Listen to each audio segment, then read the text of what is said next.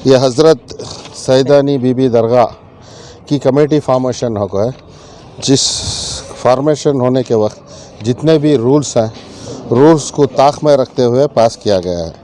और ज़ाहिरी तौर पे कमेटी का प्रपोज़ल थ्रू प्रॉपर चैनल से नहीं आया। Number the district Waqf board से इसका प्रॉपर चैनल से आना, और मोर ओवर यहाँ हमने खबर मिली है ऑफिस में खुद इसके बारे में that is not in order करके रिपोर्ट डाले हैं।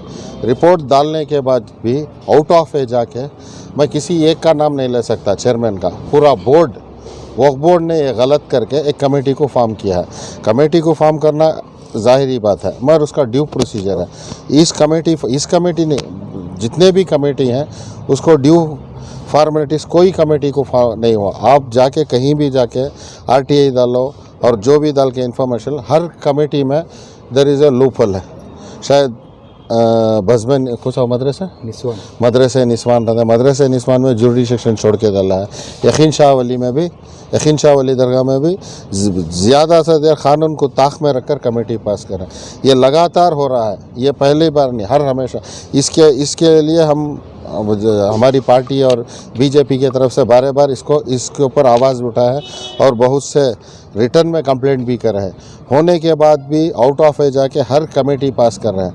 मेरी बोर्ड से इल्तिजा है, गलती हो सकती है, इस गलती को दुरुस्त करना और आने वाले दिनों में कमेटी या कोई मामला हुकूमत क़ानून के मुताबिक पे काम करने की दरख्वास्त करता हूँ। प्रपोजल दिया है, ये एक ही कमेटी की बात नहीं कर रहा हूँ मैं, बहुत सारे कमेटी। मस्जिद निस्वान, मदरसे निस्वान में शिवाजी नगर का जो मदरसा है, इसमें क्या करे, 3 साल की कमेटी बनाते हैं। फिर जो प्रेसिडेंट थे वहाँ, काजी नफीसा मैडम जो केएस ऑफिसर है, बोर्ड मेंबर रह के एक इदारे को प्रेसिडेंट नहीं बन सकते।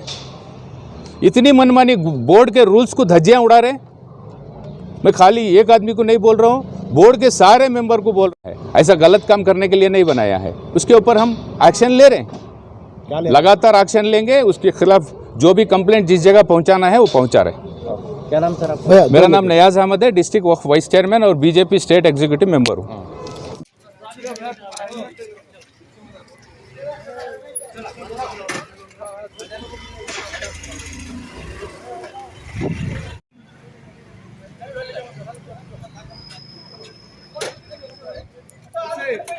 आजा